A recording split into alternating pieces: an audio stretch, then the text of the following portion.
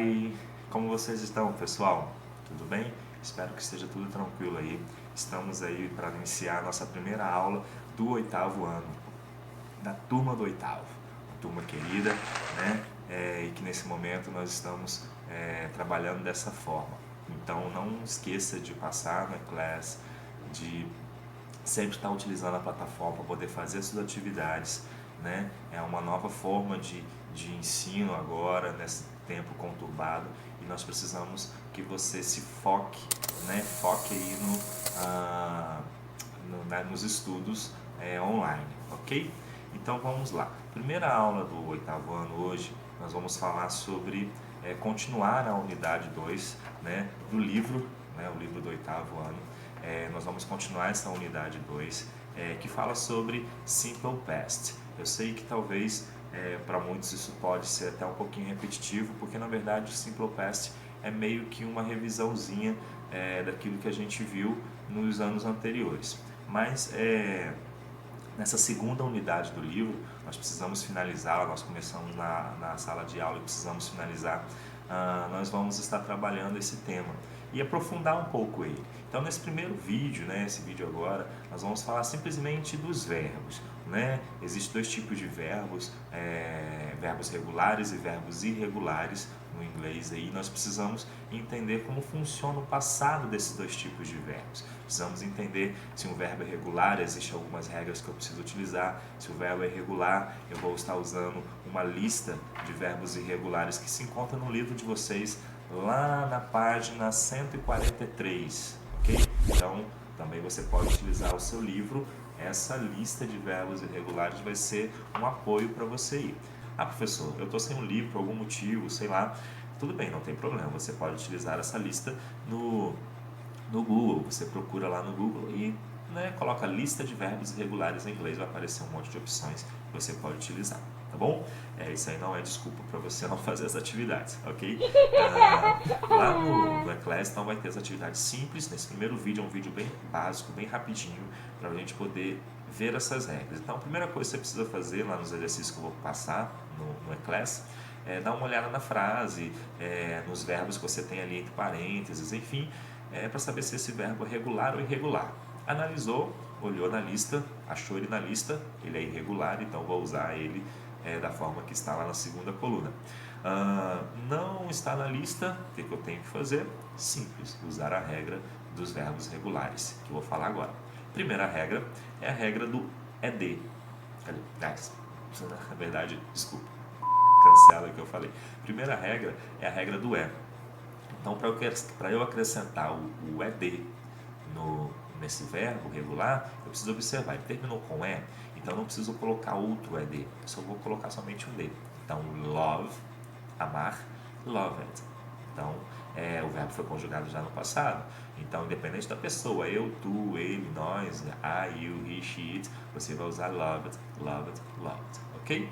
Então, acrescentar o D nos verbos que terminam com E, tá? Primeira regrinha simples e básica.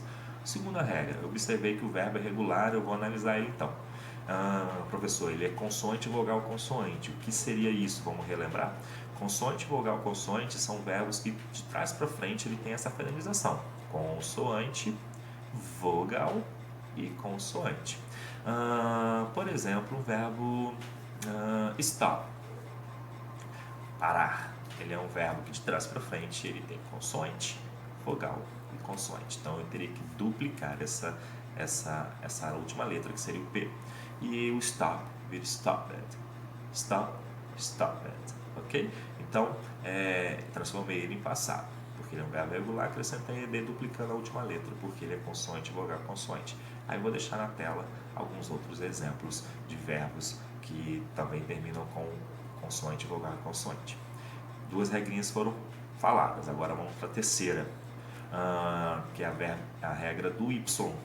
Também muito conhecido porque nós usamos essa regra em alguns outros lugares, em alguns outros momentos da língua inglesa, que é retirar o Y e colocar um I e ED.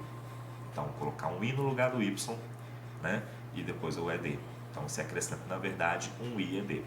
Então, por exemplo, o verbo study, o verbo cry, chorar, você vai estar acrescentando, tirando esse Y, porque ele veio com Y e uma consoante antes. Então, todos esses verbos study, cry e outros que eu colocar aqui depois, eles terminaram com Y e vieram com uma consoante antes. Então, eu preciso retirar esse Y, colocar um I no lugar, e depois acrescentar o ED.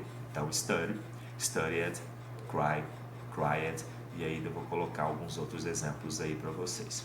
Então, é um vídeo bem básico, bem simples.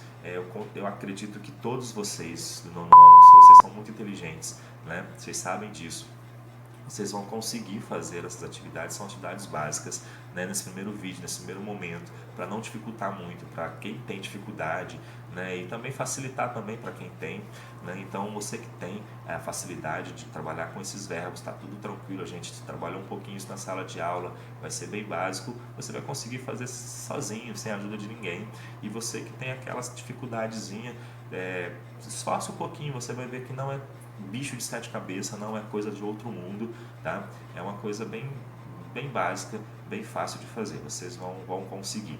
Então observe lá, porque tem as datas para entregar, tá bom, gente? Porque a gente vai estar analisando, colocando atividade lá para serem feitas. Então leve um pouquinho a sério isso, esse momento, né, para que a gente possa conseguir, quando retornar às atividades normais, a gente ter tido o entendimento normal e prosseguir, né, a nossa vida, nosso conteúdo conforme a necessidade. Então, visite o e-class, não deixa de fazer a sua atividade, tá bom?